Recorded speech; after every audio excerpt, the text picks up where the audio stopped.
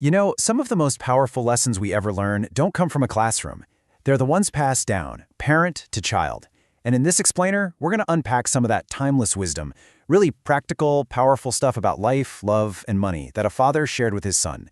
These are lessons we can all use, so let's get into it. So this whole idea is built around a really cool metaphor, that the advice you get isn't just something you hear once and forget. No, it becomes a tool, something you carry with you, right there in your pocket, just waiting for that flashback moment of knowledge when you need it most. So, just for a second, think about it. What's that one piece of advice that's really stuck with you? You know, those words from a parent, a mentor, a friend that have become part of your toolkit for life? Keep that in mind, because we're about to add a few more tools to the collection. Okay, this first piece of wisdom, I'll be honest, it's a little intense, but it's also incredibly powerful. It all starts with a story about a graveyard. So, picture this. You've got an 8-year-old kid in the car with his dad. They're just driving along, and they pass a cemetery. The father suddenly gets this really serious look on his face, and he asks his son a question that is going to completely change how he sees the world. Wow. I mean, that is some heavy, unfiltered advice to drop on an 8-year-old, right? But the message, it's brutally clear. Life isn't just something that happens to you. His point was that the graveyard is full of people who didn't get there because of bad luck, but because of a series of really bad decisions. So what was the father really teaching his son here? It's a concept called situational awareness. It's this deep understanding that your choices, they have real, sometimes permanent consequences. It's all about valuing your own life enough to be disciplined and to make thoughtful decisions. So we've gone from a lesson about literally staying alive to a lesson on how to truly live, and specifically, how to pick the right partner. And the father's analogies for this, they're one of a kind. He broke it all down into 3 simple frameworks his son could actually get: cars, basic math, and then the ultimate test: character. All right, first up, cars. He said partners are a lot like cars. Some are shiny Cadillacs, some are reliable Volkswagens, and well, some are just junk.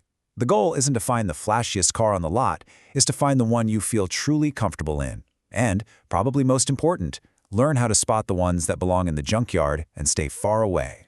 Then you've got the math, and this is so good. He said, if you think of yourself as a 1, you're a go-getter, you're positive, you bring energy, then why on earth would you choose a 0? That's someone who's unmotivated, draining, and just pulls you down. See, his logic was that a 0 doesn't just add nothing. It actually subtracts from the 1. It brings the whole equation down. The goal? Find another 1, because 1 plus 1 is 2. It elevates both of you. And all of this, the cars, the math, it really all boils down to one critical point about love and character.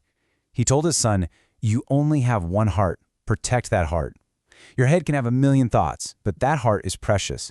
Make sure the decisions you make with your head don't end up breaking it.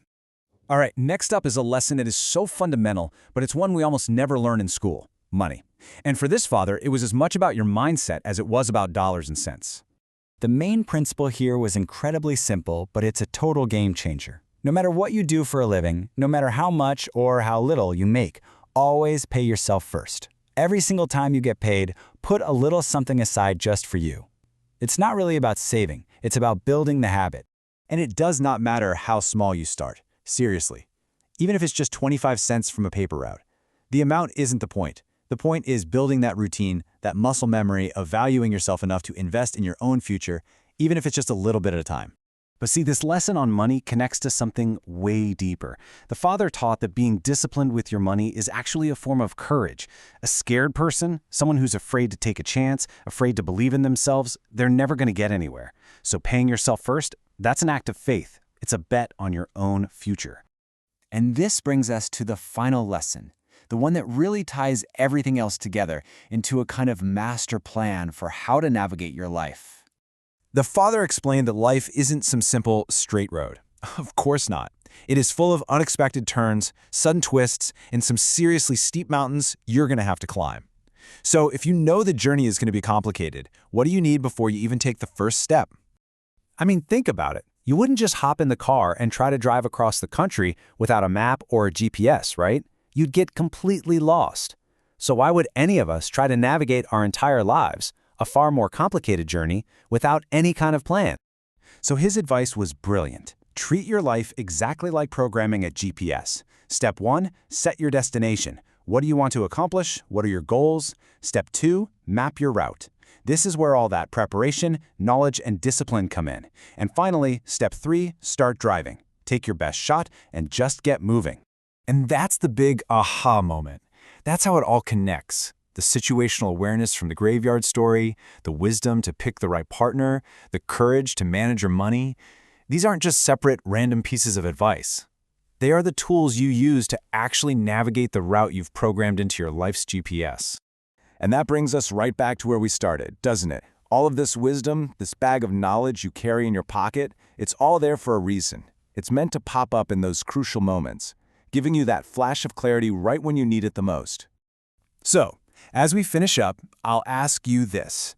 From the graveyard story to the life GPS, what is the one lesson from this father's wisdom that you're going to put in your own pocket today, ready to pull out when you need it on your journey?